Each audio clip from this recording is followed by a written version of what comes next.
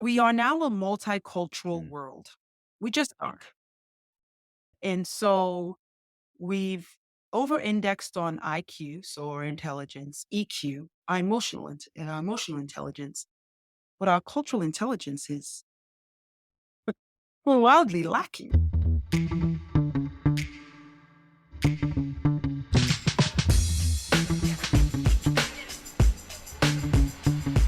Welcome back to Relationships at Work, your guide to building workplace connections and avoiding those leadership blind spots. I'm your host, Russell Lolliker, a communications and leadership expert with a couple of decades in both of those areas, and a whole heap of that curiosity, just like you, on how we can make the workplace better.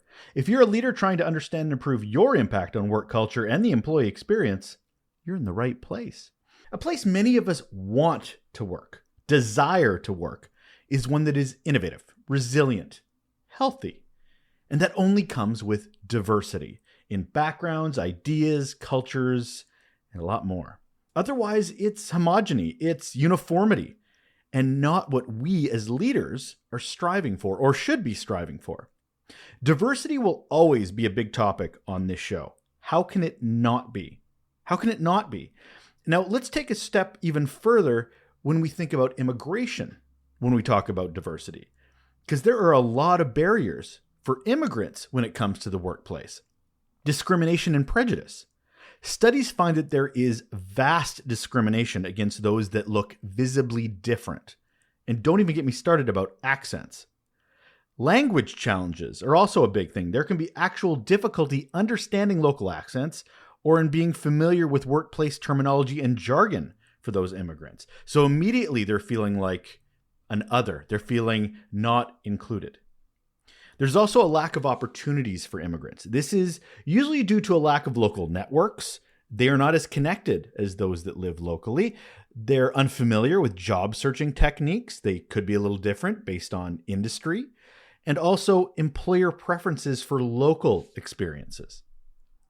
I was excited to sit down with our latest guest, who brings personal experience and personal perspective to how we can improve the workplace by understanding immigrant leadership.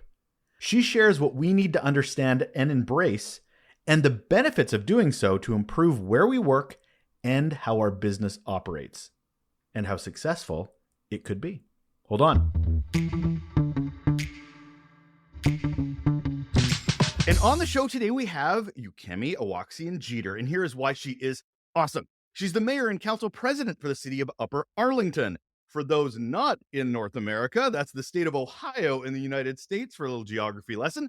She's a lawyer and partner in a national law firm, a mechanical engineer, and when she's not doing 100 jobs, she's just writing books. She's got her new one being released called ImmiGrit: How Immigrant Leadership Drives Business Success. Oh, and she gets awarded for things. In 2021, she was named by Columbus CEO magazine as one of its future 50 leaders. And she's also here with me. Hello, Ukeme. Hello. Thanks for having me. Do you want to do all my intros? I, I'll just walk like, beside you. Slow beside me. I was like, who is he talking? Wait, that's me. He's talking about me. That's awesome. And That's thank you very much for being here.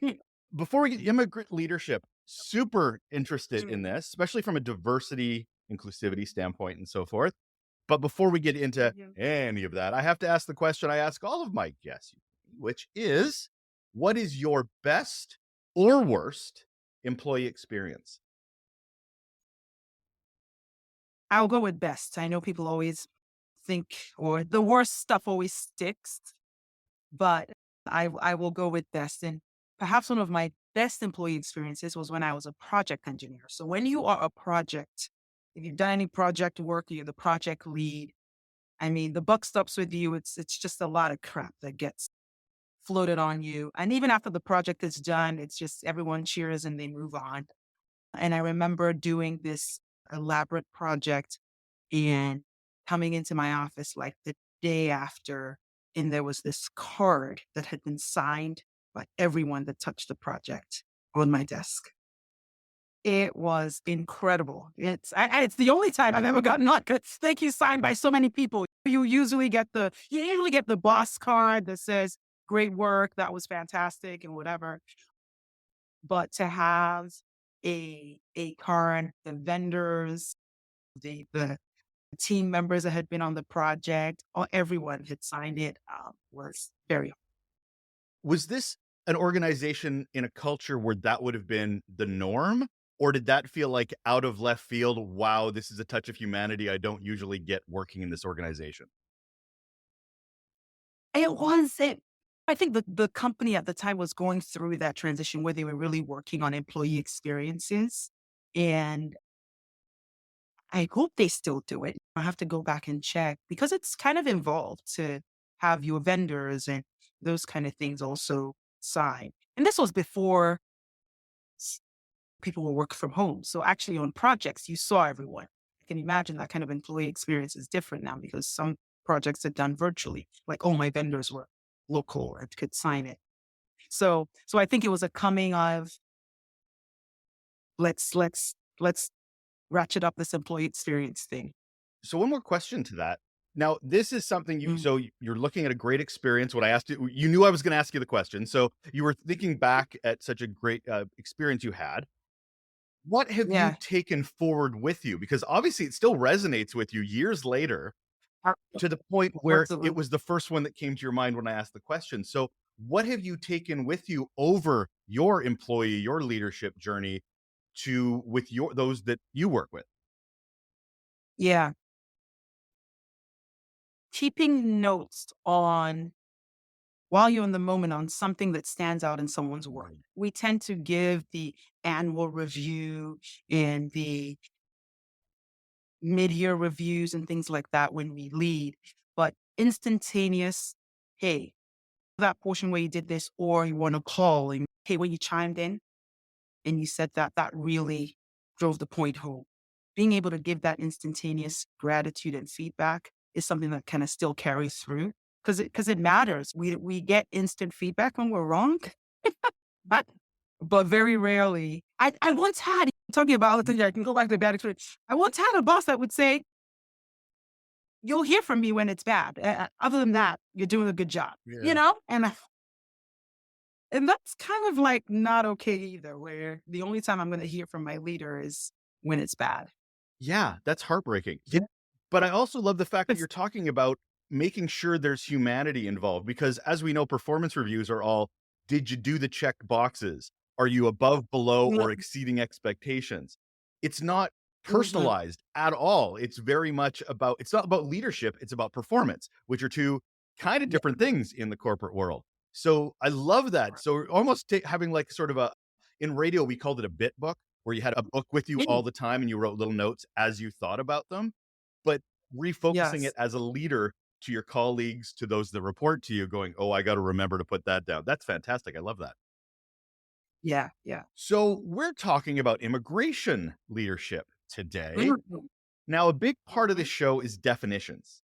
I do not Yeah. like talking about anything without defining what we're talking about. Good on you. You've heard what assuming does, right? The assumptions are not good. They make it ask if you agree. Exactly, So, yes, exactly.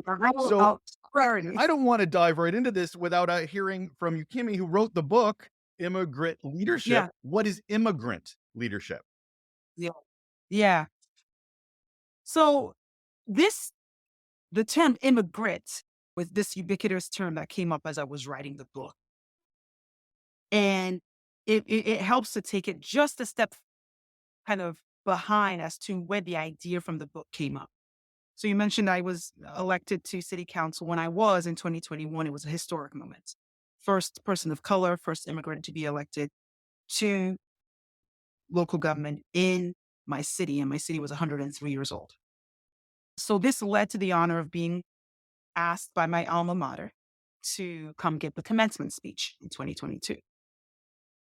Now, my American story is an immigrant story. I immigrated to the United States at the age of 18 to attend college. So this alma mater that called me back. So it was this full circle moment.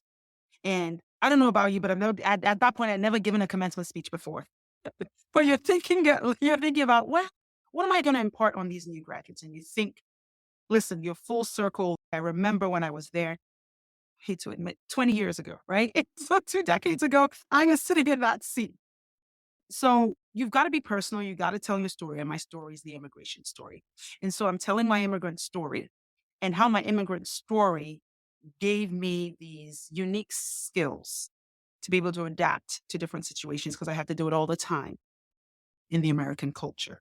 Resilience, perseverance, different kind of visa statuses and juggling all of that. Some things not working out how you want them to work out because of your immigration status. These are all things that you endure as through the immigrant experience. But in my experience, that has also made me a better leader. And I encourage these graduates to go out there, go pursue their dreams, but also be willing to live life off script. The immigrant story is you generally live life off script. I got off that commencement stage and I had a slew of international students come up, but one particular one dropped a comment that they had never considered their immigrant experience as leadership skills.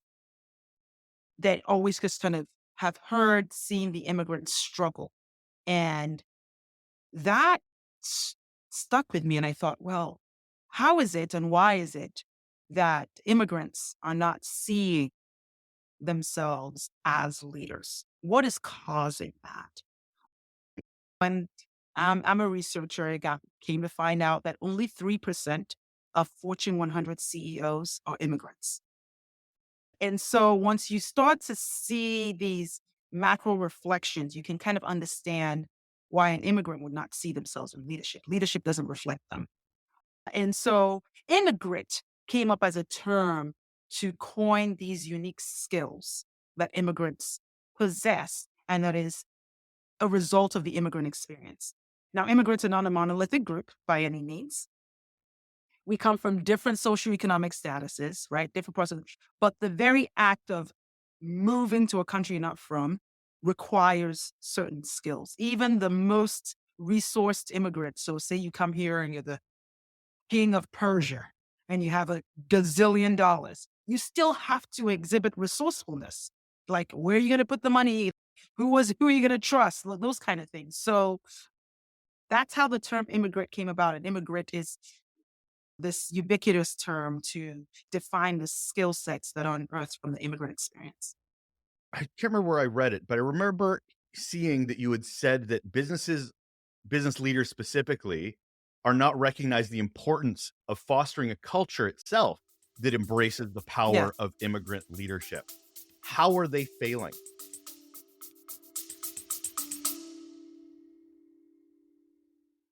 Hey, if you're enjoying the insights from our guests, you'll love our Raw Notes newsletter. It's packed with guest takeaways, the resources that inspire them, and my own tips on how we as leaders can be better humans for the humans that we're responsible for. Go to relationshipsatworkshow.com and subscribe now and help the workplace be more human. Couple of things. I see two, and I write about this, there's two unique biases that we see immigrants in the workplace. And part of that is a failure of understanding intersectionality.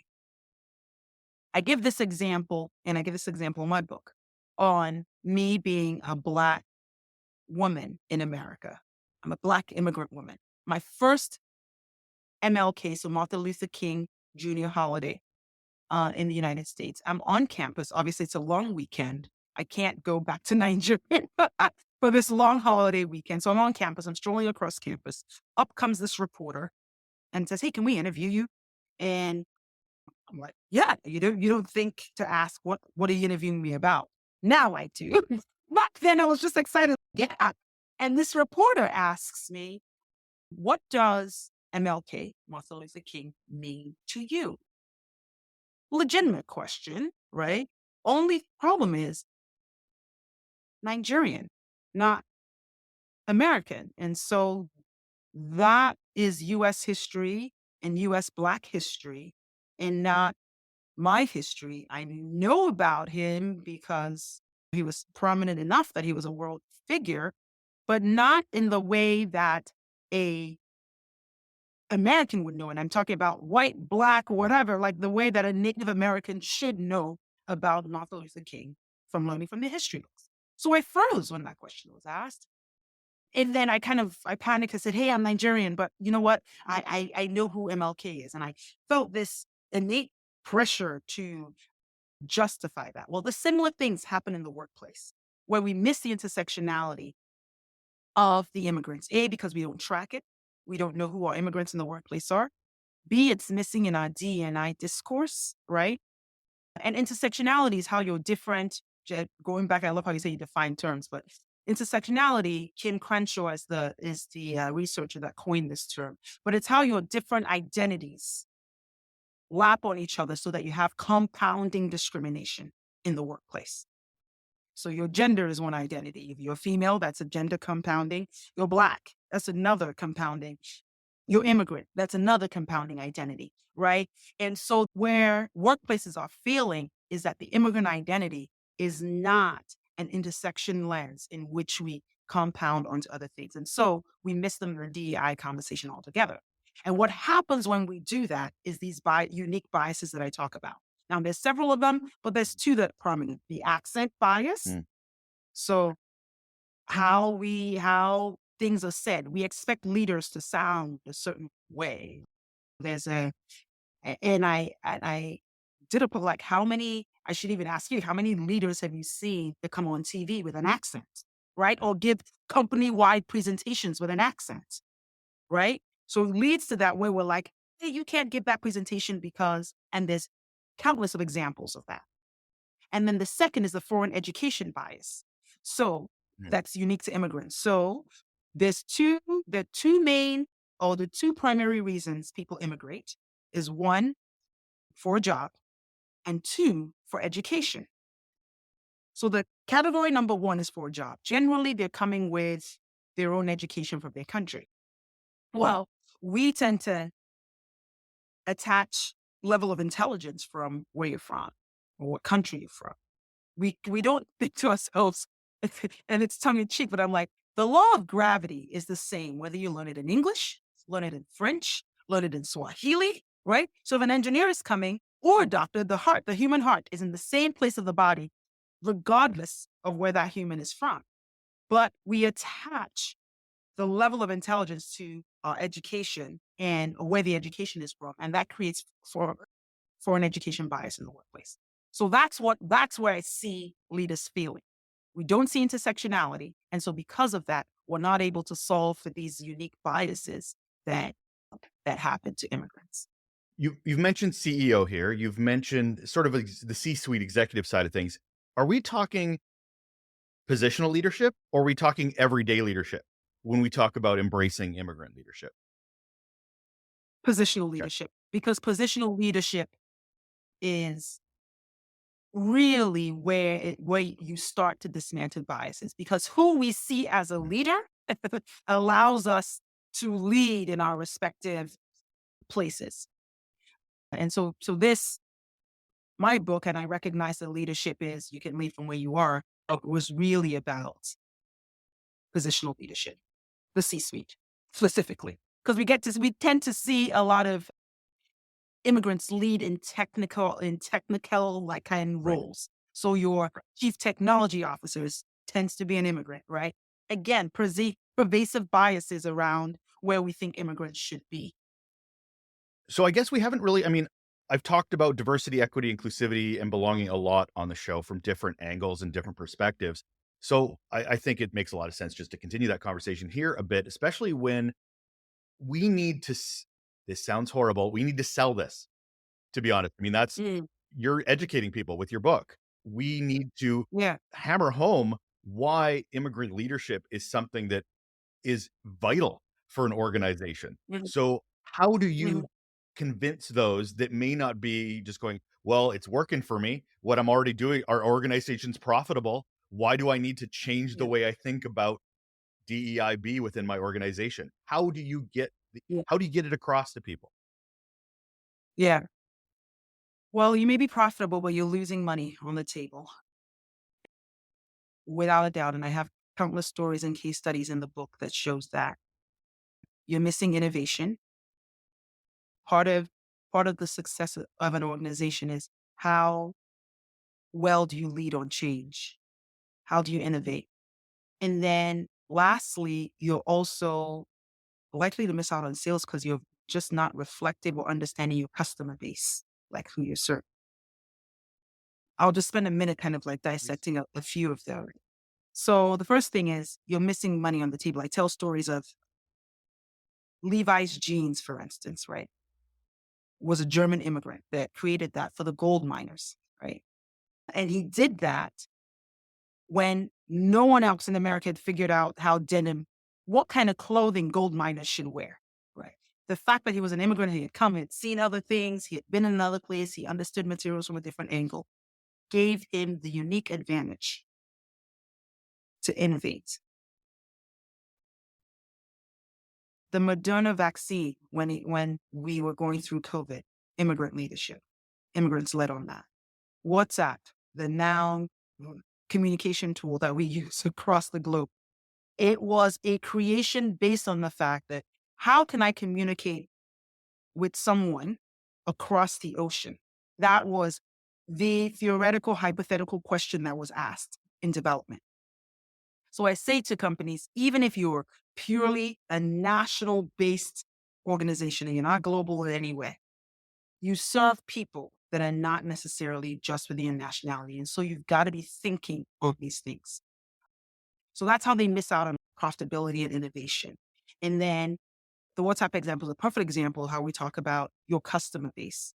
I tell a story of Avon in the book, and Avon was losing money in these markets that had Hispanic and Black people and did not understand why till they put those people in leadership. And their marketing and sales was different. How they created the ads were different because they had that perspective. So the people that you are eventually buying your products, buying your services, your customers, right? The the makeup of the US is very different. And across the globe, because of global migration, is very different from what it was 50, 60 years ago. I mean, think 50, 60 years ago, when you thought about diversity, all you thought about was African American, Black, and white. Right? We didn't have the didn't like Latin, Latinx. Those are recent definitions of diversity in our lexicon, right? And that's a growing population in the US. So you miss out on being able to sell your products and services to that market without having reflective leadership. Our show's very much about the employee journey, the employee experience, culture. So the one that really jumps out at me is how does immigrant leadership help employee Well, culture? Like you're bringing new yeah. perspectives in. So I'm super interested from your perspective in your research, how have cultures benefited from embracing this type of leadership? Mm, yeah. Well, we are now a multicultural Mm, world. We just are. And so we've over indexed on IQ, so our intelligence, EQ, our emotional intelligence, but our cultural intelligence is wildly lacking. And I'm not talking about, hey, just knowing where a country is on the globe or just knowing what they wear or what they eat. No, I'm talking about being able, because you've you've improved how you have curious conversations, being able to work with a varied team and still be successful. We know that part of the different stages of forming team, you have your storming, your forming, whatever. We know that for a team to be effective, right? They all have to quote unquote get along. If our population is already changing, the dynamics of people that we have in the workplace is different. For teams to quickly get up to speed is all about culture. It's all about how do we lead multicultural teams? It's all about our cultural intelligence, which is CQ. That's how immigrant leadership improves culture. I tease because I'll go back to accent bias for a second. My favorite poet, 50 Cent. In one of his rap songs, he says something like, you say I talk fast, you just have to listen mhm. faster. It's the same thing with accents. When like people dismiss accents, I can't understand them, I can't hear them, they're not on the team, blah, yeah, yeah. And it actually tells me your cultural intelligence when you dismiss accents Yeah, because it takes active yeah. listening your hearing improves when you're able to understand different accents in order to work rather than dismissing it. So this is how the workplace culture changes as a result of immigrant leadership. A word you brought up at the beginning, and I'm always kind of curious about this and love your perspective on it, is the term resiliency. We talk Mm, about resiliency like it's the most amazing thing in the world. We talk about it yeah, like, oh, we'll get through all the hard, especially after the pandemic. However, from an immigrant leadership, and please correct me if I'm wrong, but based on sort of how you've mentioned it, is it's a different type of resiliency as an immigrant because you're okay. being resilient to crappy, like to being treated poorly. You're being Yeah, resilient against bad leadership. You're being resilient against horrible processes. And you're bringing that into a workplace. What are your thoughts on resiliency when we talk about it like such a good thing?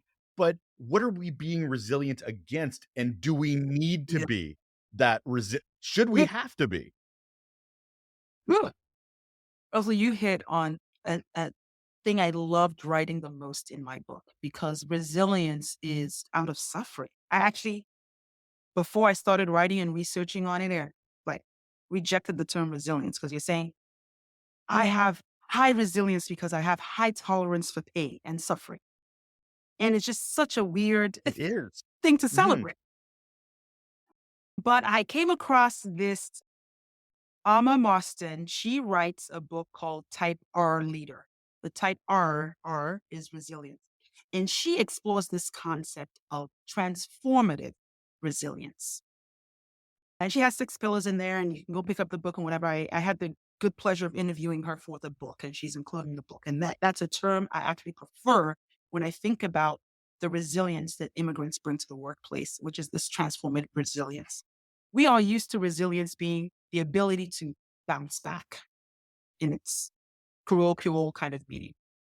Alma, in her book, talks about transformative resilience as resilience that springs you forward. And it springs you forward because of these 6 pillars in her book that she talks about. But the main thing I'm trying to say about it is immigrants, their resilience, right, is the ability to still preserve their mental well-being, their mental health, right? To not take no for an answer, to not see that person as bad or see that system as bad or see that thing as bad because it caused it harm, to quickly kind of like forgive and spring forward is not something that most people do well. Right. But immigrants have to do well in order to continue to thrive in the workplace. So that's how I prefer to see the immigrant resilience, not as immigrant struggle or suffering, but more as it is transforming them and the people around. They're springing forward. And that is such a beautiful thing to And model in an organization because yes. resiliency shouldn't be, well, you had a horrible leader for 3 years and you're still here. Congratulations. Which just breaks my heart. So there's a lot of organizations that would love to be better at this, especially in words, Mm, especially in posters, especially in websites where they say we're diverse, we're inclusive, we're all about belonging. What are the actions you'd like to see organizations be putting into place other than the lip service of we want to be more culturally diverse, we want to embrace immigrant leadership, but maybe the actions aren't connecting the dots. So I would ask you, are we needing to spend more time in the hiring process? Is it mhm. more just becoming better world global citizens in understanding diverse cultures in how they lead?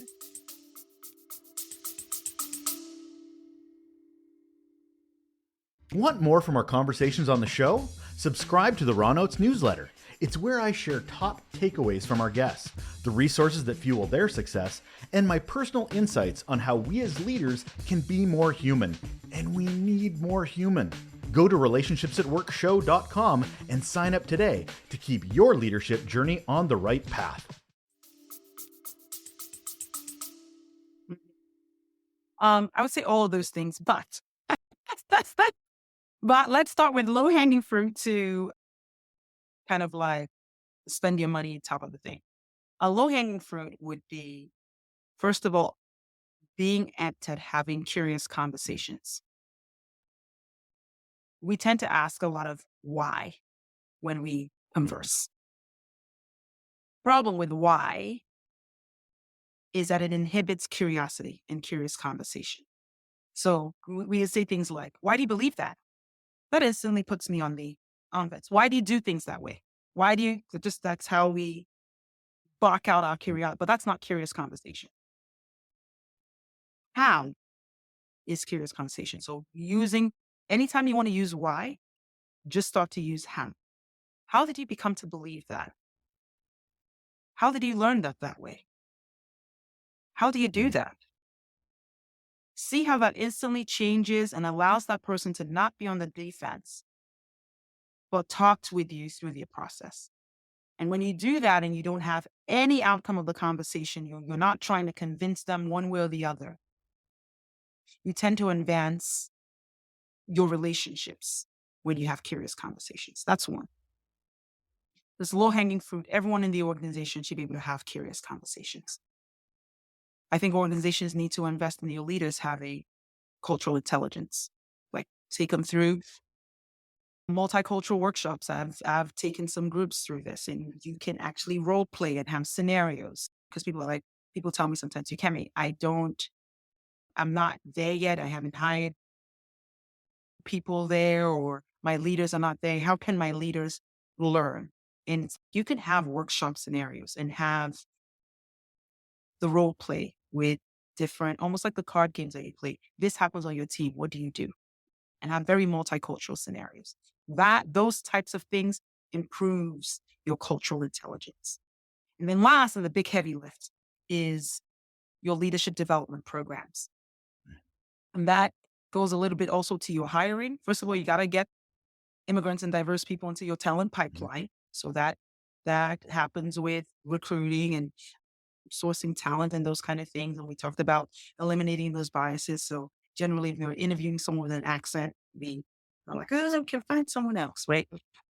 Or the foreign education. So you eliminate all that. You have better people in your pipeline. Once you have better people in your pipeline, then you got to develop them. So leadership development programs have to be a little bit more specialized than they are right. Again, 95% of leaders are still white males. What happens with that is that our leadership development programs are designed to turn you into a white male. The way we say your presentations should be. So you're gone through a leadership development program to tell how to present, how to network, how to mentor. They're all styles and tools and whatever based on a certain archetype of a leader that's a white male. So we need to revamp our leadership development program. And that's at the top of the chain. And that's a little expensive. Fair, fair. What advice would you give to those immigrants who are coming Mhm. into industries, looking to get more Yes. exposure, looking to get networked, and seeing a process and a system that is not built for them? Yeah. Where should they approach? And I'm being very they, like I'm being very umbrella here. And I understand I'd love Yeah. to dig deeper into a few of these topics, but such a meaty topic. So I want to start with at least broad terms of where where can you start? What are steps you can take to be more proactive? Yeah. The I think bar none, the biggest thing that immigrants have to learn, especially because in coming to a new world, new country, they have to give up their social network and their familiarity with those networks. You start by building up your network. That could happen that doesn't have to happen at the workplace. It could happen where you live. You could see the library board needs someone to serve. You bring your perspective there. What's important though about when you're building your network is how you build your network. And this is where this process of assimilation versus adaptability comes in. There's a pressure immigrants feel, and the workplace and our communities force that is They force a simulation. Like, and we've heard the phrase, when in Rome, act like the Romans. It doesn't help that people expect that you are American the day you land, or if you're in Canada, you're Canadian, me Canadian. And I caution against this forced or speedy assimilation when you're building your network.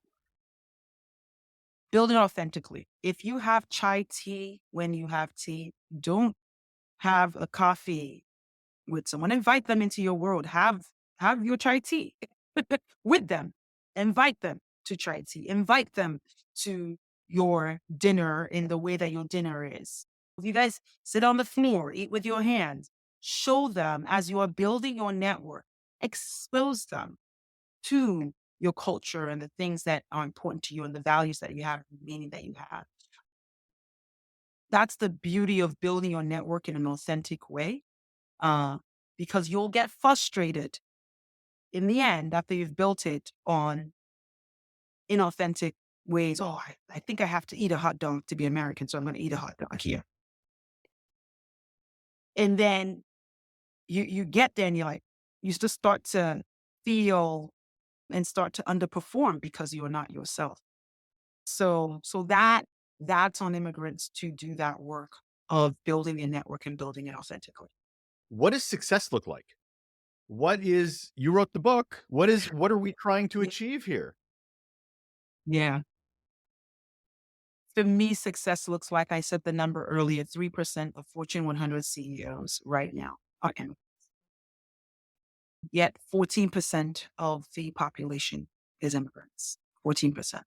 Success for me looks like improving that number in the C-suite to at least be reflective of or closer to that percent. I'll take 10% of our of our CEOs being immigrants. What are you afraid of in this? Because I mean, Mm. success is great, and I mean, you're talking more vision than like Yeah, incremental success. Which, hey, I'm a big fan of the visions and the missions, and let's like real good ones like this one. yeah, But what are you afraid of in this journey to try to achieve that? Because I'll be honest, what comes up to my in my head is things like tokenism, where it's yeah, we checked a box, checkbox leadership, right? Look, we did a thing when you didn't change and move the needle at all, but for all appearances sake, look how great you're doing. So yeah. what are you afraid of? Yeah, no, that certainly is my big fear. And I'll take you back to something I said earlier. Immigrants are not a monolithic group. My biggest fear is that only white immigrants benefit from this. Mm. Because someone will say to me, oh, it's immigrants over the city. And that's a fear because that's more palatable.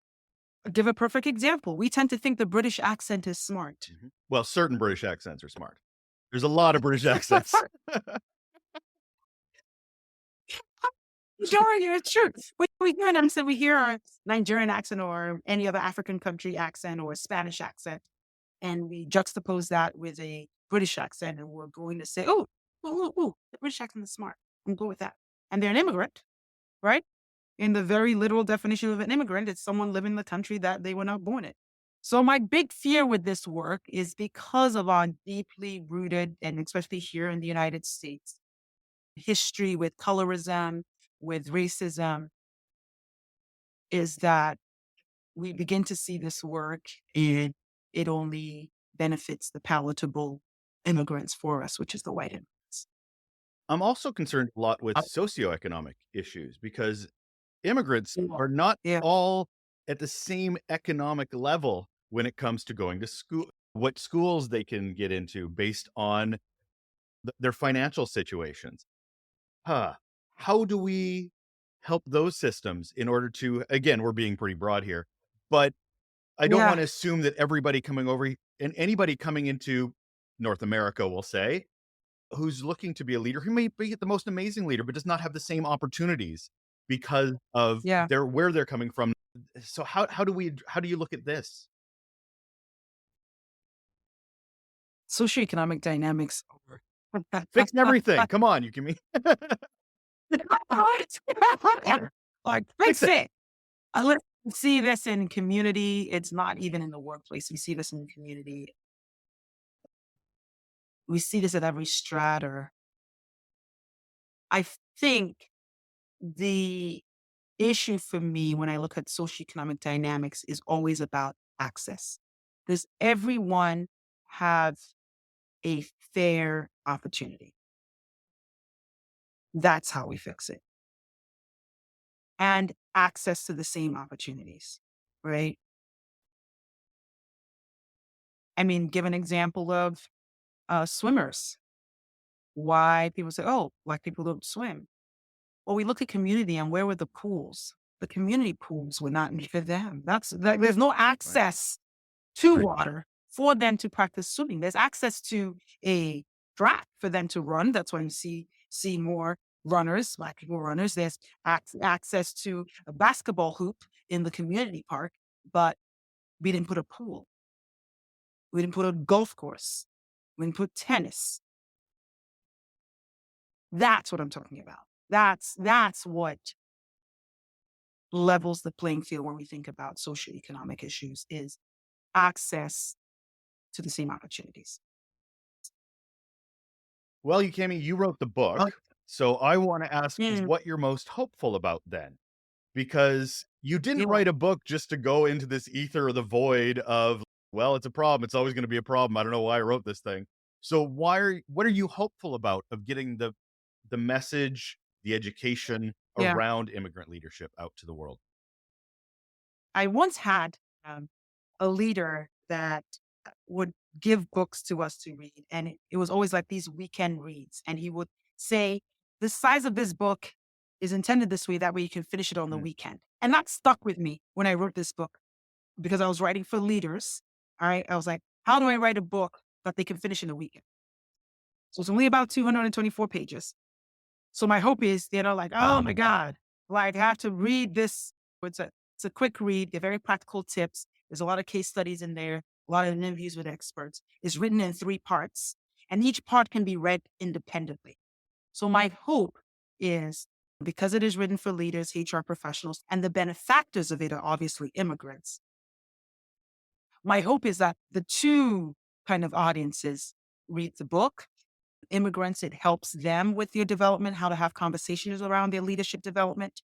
And then on the leader end, it helps them kind of look at systems in your workplace, again, from the low lift to the heavy lift, and start to say, how can I do some of these things? So it's my big dreams here. Thank you so much for this. I am going to wrap it up with our question we do at the end here, which is, Ukeme, what is one simple Mm. action people can do right now to improve their relationships at work? Mm. I say take someone that you have never had a meal with before the lunch. So in your workplace, you've never gone to lunch with, take them to lunch. That is Ukeme Awakessien. Oh, I'm going to get this right. Ukeme Awakessien Jeter.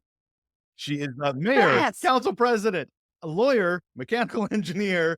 Oh, by the way, she just wrote a book. It's called ImmiGrit: How Immigrant Leadership Drives Business Success.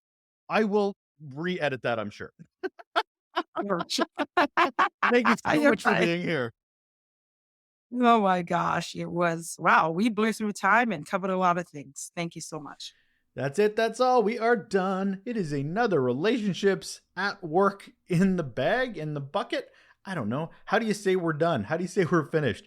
Needless to say, I thank you very much for joining me and continuing to travel on your leadership journey. This is a continuous learning thing. We are never done with leadership. There's always something new to learn, always some new angle to understand, to be more inclusive, to understand the role we have to play. You know all this stuff. This is nothing new. But yes, thank you so much for joining me. And if you find this to be valuable, I ask that you tell others. Share the word. Let other people know that this has been helpful and valuable, and maybe they might want to check it out as well. Yeah, sound good? Love that about us. All right, take care.